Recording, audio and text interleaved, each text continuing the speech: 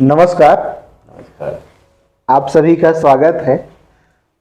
आज मैं छत्तीसगढ़ के बस्तर क्षेत्र में हूँ और हमारे साथ छत्तीसगढ़ बस्तर में यहाँ के बहुत ही प्रसिद्ध समाज शास्त्री कहें या समाज सेवक कहें, जिन्होंने बस्तर में शिक्षा के क्षेत्र में बहुत ही समाज को दिशा देने वाला कार्य किया है। जी हाँ, हम बस्तर में हैं। Professor doctor B L Jha साहब। तो झा साहब, आपका स्वागत है। आप थोड़ा सा बस्तर में आपके यहाँ आने क्या जी, थोड़ा सा अपने बारे में प्लीज हमारे दर्शकों को बताइए। मैं अपने शिक्षा की जब यहाँ पर बात हो रही है जी तो मैं समझता हूँ मैं अपनी बाल्यावस्था से प्रारंभ करूँ तो ज़्यादा उचित होगा। बिल्कुल बिल्कुल। जी क्या था कि स्वतंत्रता के पहले मैंने, मेरा ख्याल 1935 वगैरह में मैंने स्कूल में दाखिला लिया। जी उस समय यहाँ पर पूरे पूरे बस्तर में केवल 64 स्कूल थे। जी केवल 64 स्कूल थे। जी तो यहाँ पर एक पनारा पारा जो आजकल प्रतापगंज वार्ड नहीं, प्रताप देव वार्ड कहलाता है, जी जो विजय वार्ड और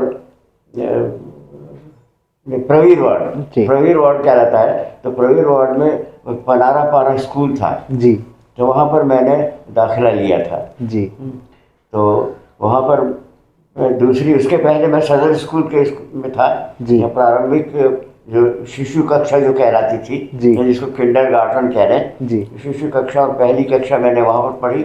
उसके बाद दूसरी क्लास में मैं यहाँ पर पनारा पारा के स्कूल में आ गया। जी तो पनारा पारा के स्कूल में 1 साल रहा। जी उसके बाद गंगा मुंडा, जो आजकल विवेकानंद शाला कहलाती है, तो गंगा मुंडा स्कूल कहलाता था। जी वहाँ पर मेरा ट्रांसफ़र कर दिया गया।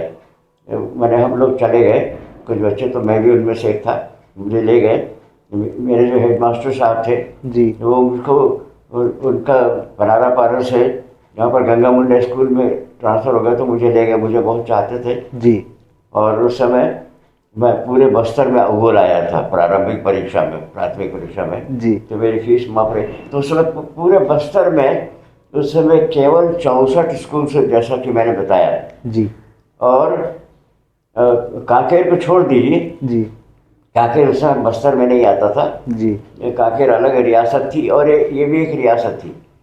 तो ये पूरे बस्तर, और यहाँ पर केवल एक यहाँ पर का एक हाई स्कूल था जी और भोपालपट्टनम में एक स्कूल था। जी तो इस तरह से 2 हाई स्कूल यहाँ पर केवल थे जी पूरे बस्तर में। और बाकी सब प्राथमिक और ये मिडिल स्कूल्स वगैरह थे। जी और जब स्वतंत्रता की प्राप्ति हुई उसके बाद फिर बहुत सारे स्कूल खुल गए, बहुत सारे स्कूल खुल गए। गांव में भी स्कूल खुल गए, सब जगह स्कूल खुल गए।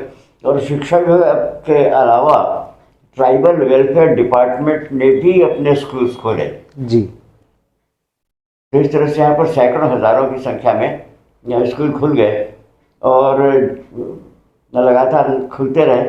अब उनमें व्यवस्था कैसी थी, जी मेरा ख्याल है बहुत हेस्टिली खोले गए होंगे। जी सरकार का तो प्रयास। कुछ साधनों का कुछ अभाव भी रहा होगा, लेकिन फिर भी यहाँ पर बच्चों की पढ़ाई में थोड़ी तीव्रता आई। जी लेकिन मुझको ऐसा लगता है, अभी जब मैं देखता हूँ बैकवर्ड्स, जब मैं देखता हूँ पीछे की तरफ जब देखता हूँ, तो मुझे लगता है कि जॉब ओरिएंटेड एजुकेशन का होना शिक्षा के लिए बहुत ही अत्यंत ही आवश्यक है। जी अब यहाँ पर तो कॉलेज हुआ जी और हम लोगों ने पहले कोशिश की थी यहाँ पर एक कॉलेज खोलने की, जी प्रवीर एजुकेशन सोसाइटी बना करके, जी लेकिन वो संभव नहीं हो पाया। जी तो मैंने भी एक हाई स्कूल के शिक्षक के बतौर अपना जो जीवन है, शैक्षिकीय जीवन मैंने प्रारंभ किया था। जी और मैं 4 साल तक हाई स्कूलों में पढ़ाता रहा था। यहाँ पर ग्रिक्सन हाई स्कूल कहलाता था, जो बाद में गवर्नमेंट हाई स्कूल हो गया, गवर्नमेंट हायर सेकेंडरी स्कूल हो गया। जी तो वहाँ पर मैं मैं 4 साल पढ़ा है। इसके बाद मैं बीएड की ट्रेनिंग के लिए चला गया जी और मैंने हिंदी में और बाद में अंग्रेज़ी में और इतिहास में, ये तीनों विषय में मैंने एमए की डिग्री शिक्षक रहते हुए ही प्राप्त की। जी जी और उस ज़माने में 4 साल का ग्रेजुएशन का कोर्स होता था। ये कब की बात है? इंटरमीडिएट का कोर्स जी। ये कब की बात कर रहे हैं हम?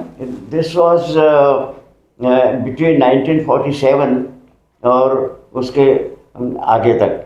जी तो उसके बाद फिर लेकिन काफ़ी बाद में जा करके मेरा ख्याल है 1960s या 60s के बाद में जी पहले इंटरमीडिएट होता था। जी इंटरमीडिएट अरे 10वीं कक्षा तक हाई स्कूल की परीक्षा होती थी। जी 12वीं का 11वीं तक होती थी, 11वीं तक होती थी जी 11वीं तक परीक्षा होती थी। उसके 4 साल 2 साल का होता था इंटरमीडिएट का कोर्स कहलाता था, कॉलेज का कोर्स जी और 2 साल का ग्रेजुएशन का कोर्स होता था। जी जी तो यहाँ पर एकमात्र रायपुर में एक छत्तीसगढ़ कॉलेज था उस वक्त, तो वहाँ का मैं विद्यार्थी बना।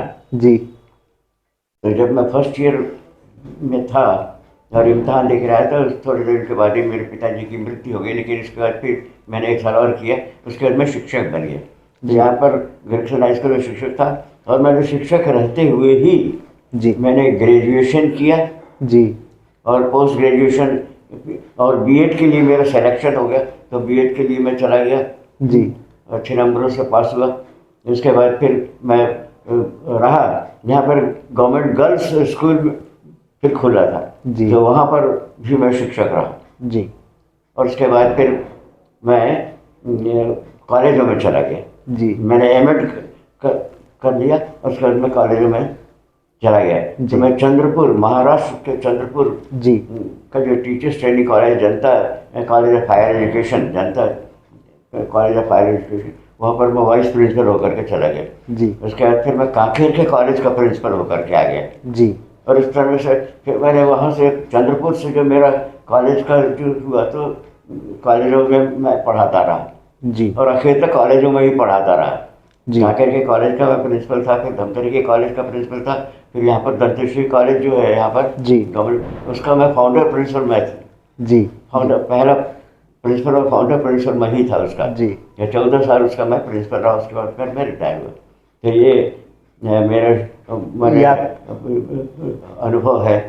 तो यहाँ पर 2 तरह के, अभी मेरा ख्याल है ट्राइबल वेलफेयर डिपार्टमेंट, अब मेरा ख्याल है कोई स्कूल चला रहा है कि नहीं चला रहा है, मुझे इसका कोई ज्ञान नहीं है जी अभी। जी लेकिन पहले ट्राइबल वेलफेयर डिपार्टमेंट भी एक स्कूल चलाता था जी और ये भी चलाता था। और अब एक नया एक जो आत्मानंद स्कूल जी का जो एक कॉन्सेप्ट है, जी जी वो भी एक नया शुरू हुआ है।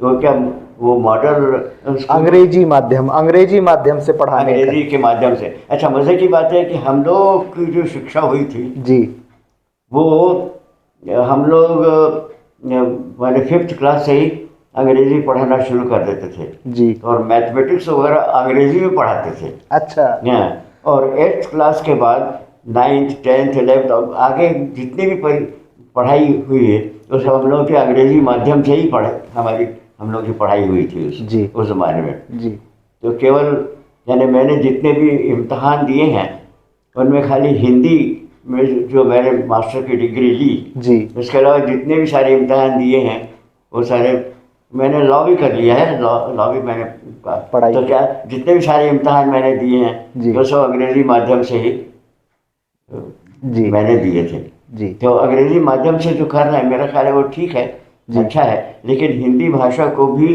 उसको सम्मानजनक स्थान उसको मिलना चाहिए। जी संस्कृत का अध्ययन जो होता था या संस्कृत का उतना विद्यार्थी उतना पढ़ते थे उस समय आपके ज़माने में? मेरे ज़माने में हाँ, मैंने संस्कृत लिया था।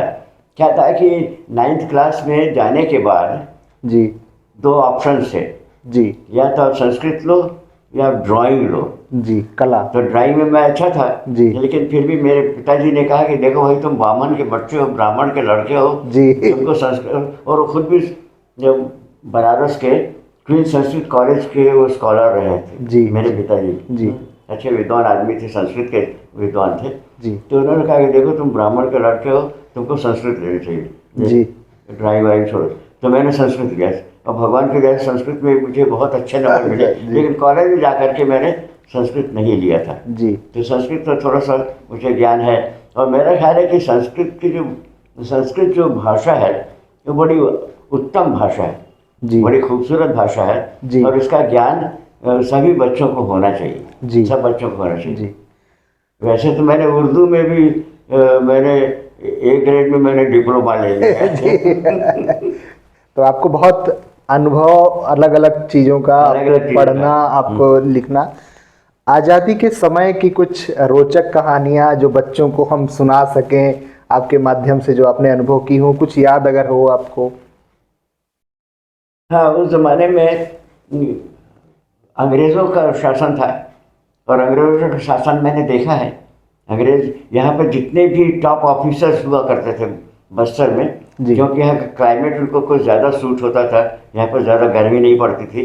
तो यहाँ पर जितने भी यहाँ का जो माने एडमिनिस्ट्रेटर जो थे, उनसे लेकर के यहाँ के पुलिस के चीफ और फॉरेस्ट के चीफ और सब इंजीनियरिंग के सब, जितने सब अधिकांश अंग्रेज होते थे। यहाँ तक कि यहाँ का जो ऑफिस सुपरिंटेंडेंट था वो एक एंग्लो इंडियन था। जी जी तो यहाँ पर मैंने अंग्रेज लोगों को देखा है।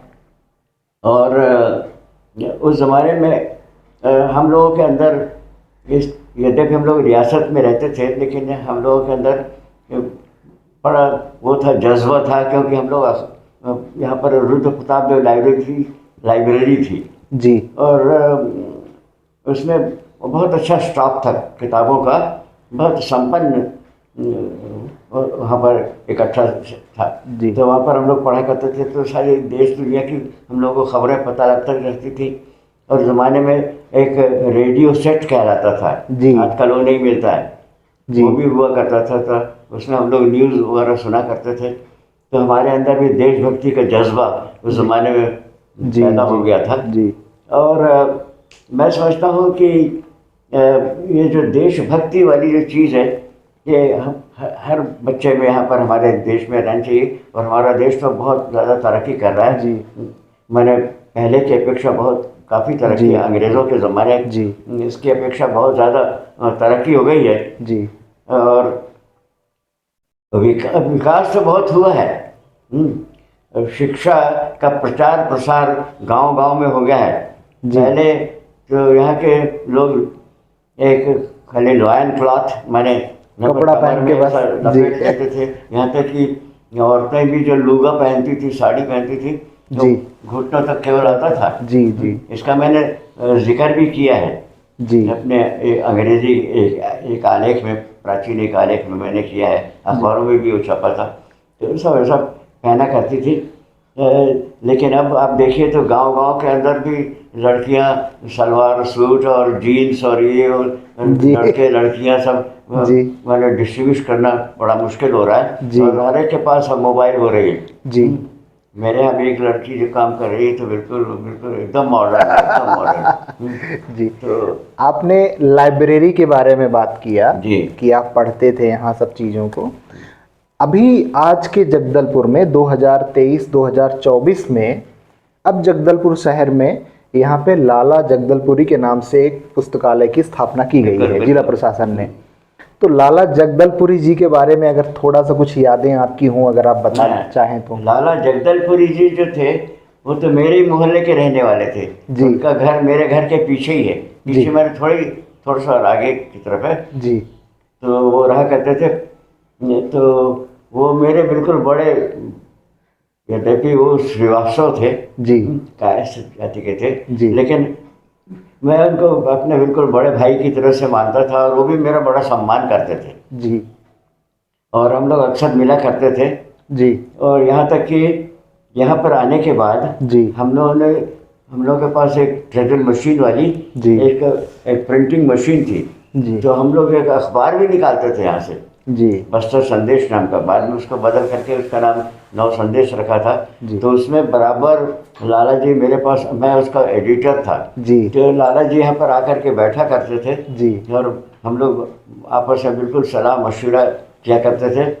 और अंगारा नाम का सबसे पहले यहाँ पर एक पत्र साप्ताहिक पत्रिका निकली थी, जी। जिसके प्रथम संपादक लाला जगदलपुरी जी थे। बाद में फिर वो महासमुंद चले गए थे, फिर यहाँ पर आ गए। और उन्होंने यद्यपि बेचारे बहुत अभाव का उन्होंने जीवन जिया है जी अपना अधिकांश समय। जी वृद्धावस्था में तो ठीक ठाक हो गए, क्योंकि उनके भाई उनके भतीजे वगैरह सब पढ़ पुढ़ करके सब ठीक ठाक हो गए और उनको अच्छे ढंग से रखने लगे। लेकिन उन्होंने अभाव का जीवन जिया है। कुर्ता कमीज पहनते थे, धोती पहनते थे, और धोती का एक छोर अपने जेब में ऐसा डाल के चला करते थे। और कहीं पर भी एक दो जगह थी जहाँ पर समोसा और चाय बिना करती थी, वहाँ पर चाय वाय वगैरह पीते थे।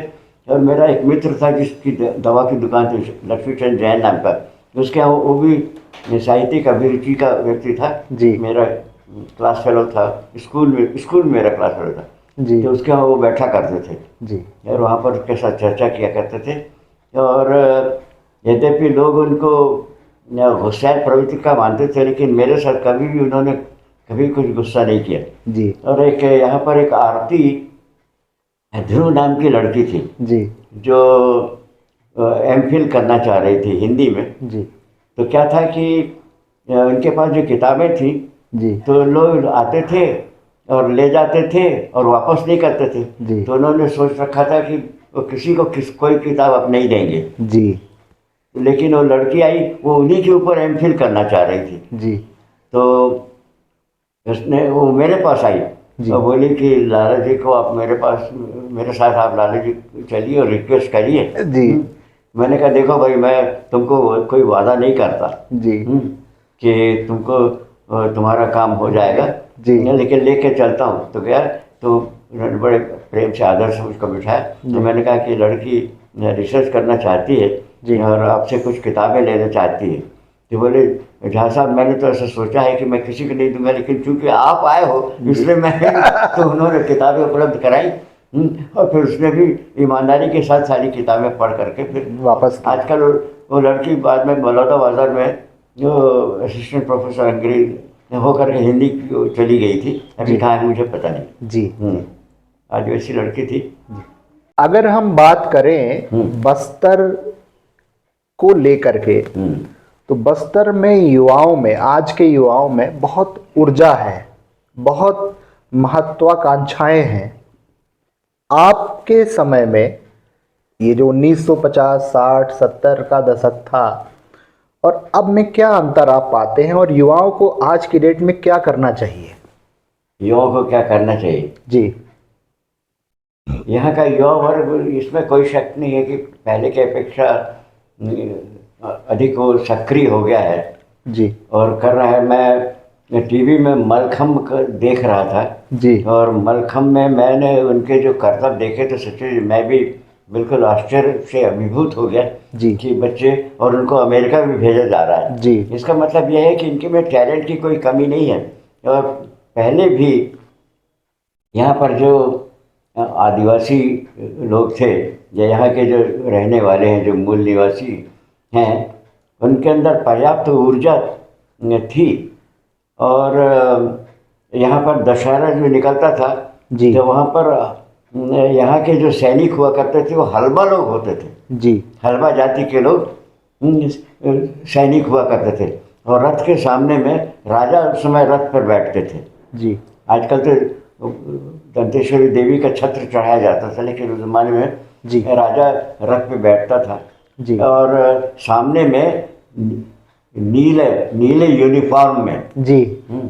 नीले यूनिफॉर्म में नीला उनका कुर्ता होता था और धोती पहन करके, और ये जो हाथ में लाठी रखते थे, ले करके उनके सामने में उनकी फौज, मैंने एक हलवा लोग चलते थे। जी।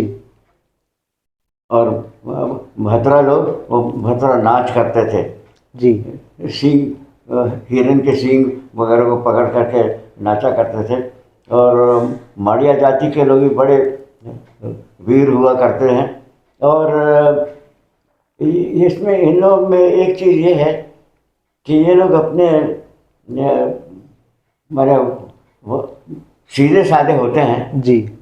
और अगर इनके ऊपर विश्वास किया जाए जी तो इस विश्वास की वो रक्षा करते हैं, जी इसमें तो कोई शक नहीं। जी मेरे यहाँ हम लोग की थोड़ी सी खेती है, तो गांव में हम लोग की खेती है, तो जी। वहाँ पर भी मैंने देखा, मैं इन लोगों के बड़े निकट संपर्क में आया हूँ जी और मैंने देखा कि ये लोग सचमुच में ये विश्वसनीय, जी अगर उन्होंने कोई वादा कर दिया है जी तो अक्सर ये अपने वादे से मुकरते नहीं हैं और अपना वादा ये जी पूरा करते हैं। जी तो इनके अंदर ऊर्जा है, इसका अच्छा अगर उपयोग किया जाए जी और अगर और ये बड़ी जल्दी विश्वास करने वाले लोग हैं। जी और मेरा ख्याल है इस विश्वास के कारण ही या इनको इस तरह से कुछ प्रलोभन दिया गया हो गया, जो भी किया गया, इसकी वजह से यहाँ पर नक्सलवाद जो पनप रहा है। किसी ज़माने में हम लोग बस्तर को शांति का टापू कहा करते थे, जी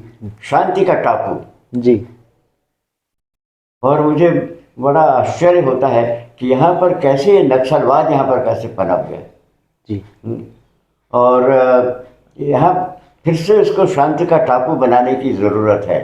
जी तो इसके लिए शासन को भी सोचना पड़ेगा और देखना पड़ेगा कि कैसे यहाँ पर आदिवासियों के हितों की रक्षा हो, उनका विकास हो और साथ ही साथ ये नक्सलवाद भी कैसे समाप्त हो। जी केवल हिंसा के रास्ते से ही नहीं, जी अगर समझौते के साथ, जैसे कि उन्होंने नेपाल में किया था, माओवादी लोग वहाँ पर उन्होंने इलेक्शन लड़ा जी और यहाँ तक कि वो पावर में भी आ गए। जी वहाँ जो कमल दहल प्रचंड है वो तो माओवादी नेता है, वो तो प्रधानमंत्री रह चुका है जी नेपाल में। तो अगर ये लोग भी इस तरह से इसकी प्रक्रिया में आ जाएं, अब जी। इनका सिद्धांत क्या कहता है मैं तो नहीं जानता, जी इनका सिद्धांत बड़ा एक्सट्रीमिस्ट हुआ करता है। तो अगर ये इस सिद्धांत को अगर छोड़ करके अगर इलेक्शन के उसमें आए तो लोग उनको, मेरा ख्याल है, रेडीली उनको एक्सेप्ट करेंगे और अपनी बात कह पाएंगे। जी और इस तरह से अगर किसी को शक के कारण मार देना या ये कर देना या हिंसा का सहारा लेना, यहाँ पर ये बस्तर में हिंसा का माहौल रहना ही नहीं चाहिए। जी बहुत सुंदर जगह है। बहुत ही सुंदर और अच्छी जगह है। इतनी अच्छी जगह तुम देखिए, मुझे देश विदेश में भी, विदेशों में मुझे जाने का मौका मिला है। यूरोप में 2 बार हुआ हूँ, इंडोनेशिया में रह चुका हूँ। तो इन जगहों में मैंने देखा है। और जब भी मैं कभी जैसे यूरोप में मैं जाता था, मैं स्विट्ज़रलैंड तक भी गया हूँ, स्विट्ज़रलैंड भी गया हूँ मैं जी बेल्जियम से स्विट्ज़रलैंड मैं ट्रेन से गया हूँ। तो जब मैं वहाँ पर पहाड़ियों के ऊपर से जाता था तो मुझको ये तेलिंग घाटी की पहाड़ी याद आती थी। जी जी जी तो ये बड़ी खूबसूरत जगह है और जी। इसकी इसकी इसकी ये खूबसूरती को हर तरह से बनाए रखना है, जी सामाजिक प्राकृतिक तरीके से भी और सामाजिक तरीके से भी। इसकी ये जो सुंदरता है जी इसको बिल्कुल मुकम्मल उसको रखना है, जी। बिल्कुल इसमें कोई शक नहीं। बचपन में खेल खेल आप युवा बच्चे होते हैं, युवा होते हैं, तो खेल क्या खेला करते थे उस समय आपके? अच्छा, उस ज़माने में हम लोग के लिए हमारे पीटीआई हुआ करते थे, जी फिजिकल ट्रेनिंग इंस्ट्रक्टर, जी शिक्षक थे। जी वो हर बच्चे को ड्रिल में जाना पड़ता था और खेल खेलना पड़ता था। जी तो हम लोगों ने तो हॉकी भी खेला है, फुटबॉल भी खेला है और बेसबॉल भी खेला है। बेसबॉल जी जो जी अमेरिका में बेसबॉल होता है, एक जी। ऐसा एक ऐसा ऐसा जी डंडा जी होता जी है जी जैसे बाल। तो बेसबॉल भी खेला है, बास्केटबॉल भी खेला है, रोमन रिंग भी हमने किया है, पैरेलल बार, सिंगल बार, ये सब यहाँ पर स्कूल में थे और हम लोगों के लिए खेलना एकदम कंपलसरी था। जी तो मुझे सब खेलों में फुटबॉल का खेल मुझे सबसे अच्छा लगता था। जी और हम लोग बगैर जूते के उसमें नंगे पाँव ही बरसात में खेला करते थे, जी कीचड़ में और तो फुटबॉल का खेल मुझे बहुत पसंद था। हॉकी से मैं थोड़ा सा घबराता था क्योंकि मेरे पैर में एक दफ़ा हॉकी लग गई थी। जी चोट लग लग गई थी। तो उससे मैं थोड़ा सा घबराता था सिगारा खेलने से। ये सवाल इसलिए है क्योंकि अभी आज 2023 दिसंबर 2024 आने वाला है। आपकी आयु के बारे में मुझे पता चला कि आप 98 98 years. I am running 98 year. जी, तो ये 98 ईयर्स 98 साल का जो आपका जीवन का अनुभव रहा है, जी ये इसमें खेल, स्पोर्ट्स, योग, प्राणायाम और जो आपकी दिनचर्या है उसका बहुत बड़ा एक योगदान है। आप क्या कहेंगे उस बारे में? देखिए, यहाँ पर कृष्ण मंदिर है, यहाँ पर है जी इधर दलपत सागर के किनारे। जी मेरे पिताजी वहाँ पर पुजारी थे। जी तो और यहाँ पर एक पुलिस के सुपरिटेंडेंट थे रिटायर्ड, जी नागोराव नायडू। जी दोनों में बड़ी दोस्ती थी। जी तो उन लोगों ने सोचा कि यहाँ पर एक अखाड़ा खोलना चाहिए। जी तो यहाँ पर बजरंग अखाड़ा खोला गया। जी और बजरंग अखाड़े में उसकी तस्वीर भी है मेरे पास। जी। तो बजरंग अखाड़े में वहाँ पर नागोराव जी के, वो पुलिस सुपरिटेंडेंट के, उनके बच्चे और दूसरे दूसरे लोग सब आकर के वहाँ पर कसरत करने लगे। तो मैं भी 8-9 साल का था।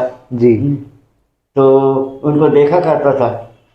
तो एक दफ़ा उन लोगों ने तस्वीरें खिंचवाई, जी तो मुझको बिठा लिया एक तो और पहना करके जी बिठा दिया वहाँ पर बीच में। मेरी तस्वीर है। जी तो फिर मैं वहाँ पर एक्सरसाइज करने जाने लगा। जी तो सुबह सुबह हम लोग उठ जाते थे।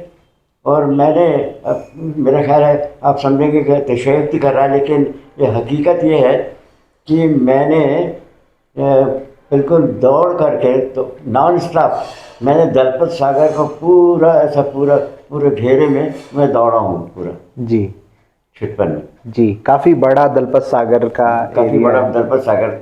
उसमें अब तो थोड़ा सा सिकुड़ गया है। जी लेकिन सड़क थी चारों तरफ। जी जो जी सड़क पर मैं पूरा नॉन स्टॉप दौड़ा हूँ। जी और हम दौड़ते थे, आते थे यहाँ पर, और फिर यहाँ पर नहाते थे।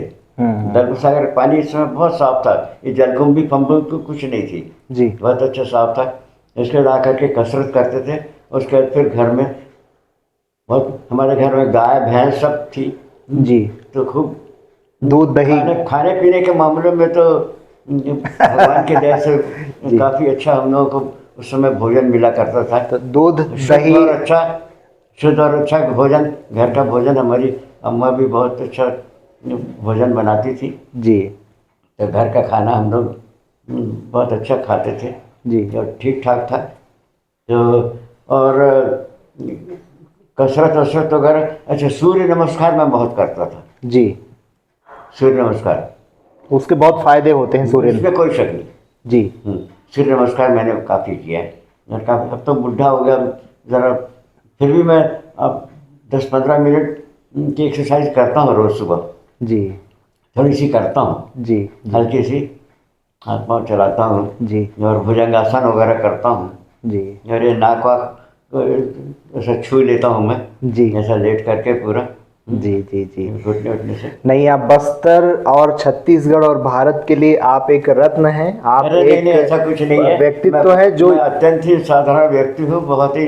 ये आपकी महानता है कि आप जो है बस्तर में शिक्षा के क्षेत्र में जी काम करते हुए या अपनी चीज़ों को आगे बढ़ाते हुए अपनी विचारधारा को, जो एक गांधीवादी विचारधारा रही है, आप उसको आगे बढ़ाते रहे हैं और आपने बहुत काम किया है समाज के लिए। आप आने वाली पीढ़ियों के लिए एक मार्गदर्शक की भूमिका निभाएंगे।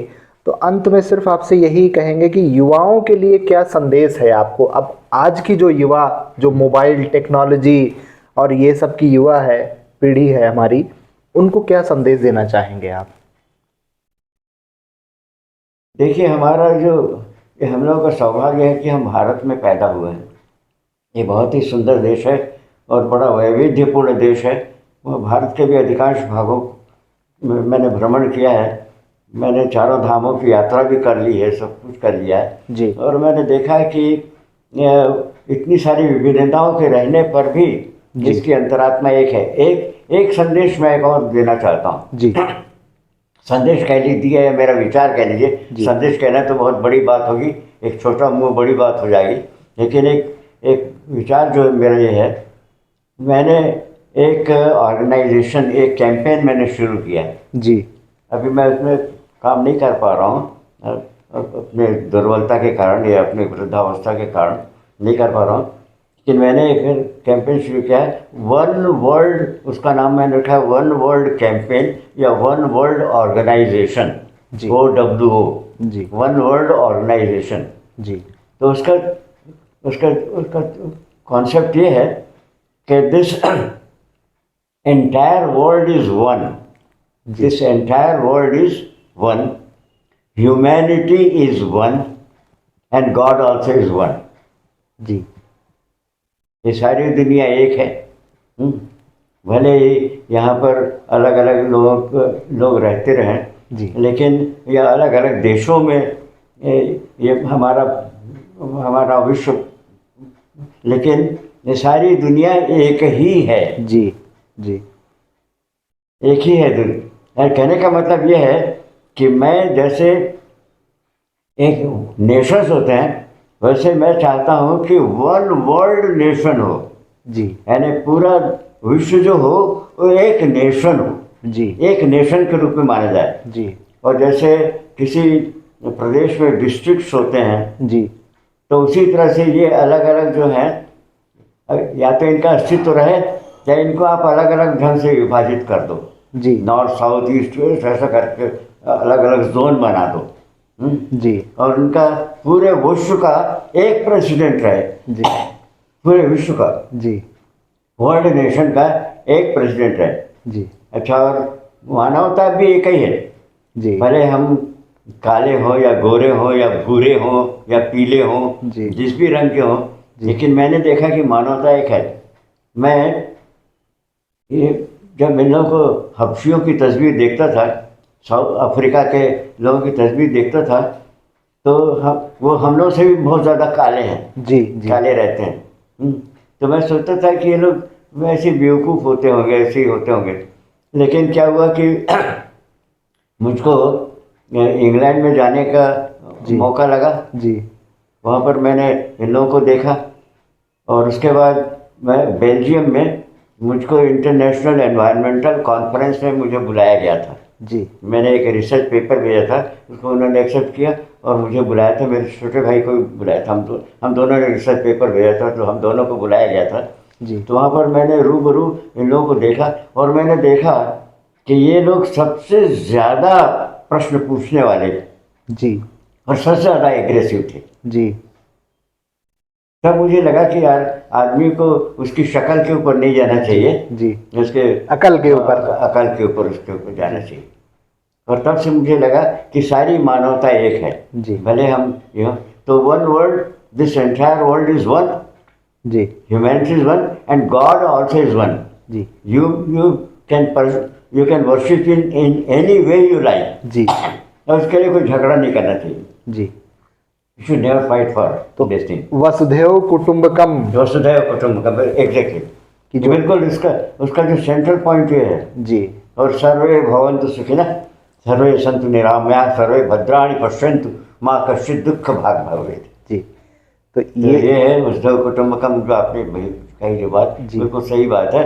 तो ये वसुधैव कुटुंबकम जो है, जी उदार चरिता नाम तु वसुधैव कुटुंबकम। जी यमं परम वेति चेतसा, क्या है, लघु चेतना, जी लघु, और उदार चरिता नाम तु वसुधैव कुटुंबकम। जी तो ये जो कॉन्सेप्ट है, ये इसका सेंट्रल कॉन्सेप्ट बिल्कुल ही। जी मैं चाहता हूँ कि यही कॉन्सेप्ट जो है वो पूरे विश्व के लिए जी लागू हो। इस दिशा में हमारे यशस्वी प्रधानमंत्री माननीय नरेंद्र मोदी जी बहुत काम कर और रहे हैं। बहुत काम किया जा रहा है इस दिशा में कि भारत विश्व गुरु कैसे बने। कैसे बने? पहले विश्व गुरु हम रहे हैं, नालंदा तक्षशिला की जो बिल्कुल, हमारी बिल्कुल, शिक्षा बिल्कुल, रही है, बिल्कुल बिल्कुल बनारस हिंदू विश्वविद्यालय की बात आप देखें, आप तो बनारस से पढ़े हैं। बिल्कुल। और हमारी जो सभ्यता, हमारी जो संस्कृति, हमारी जो विरासत रही है, उसका विश्व में हमेशा से ही आप देखेंगे कि जो है उसका डंका बजता रहा है। आने वाले समय में आप जो कह रहे हैं वो चीज़ें फिर से चरितार्थ हों, साकार रूप लें, फिर से इस दिशा में जो है काम किया जा रहा है। अनेक अनेक संस्थाएं, अनेक अनेक महानुभाव काम कर रहे हैं।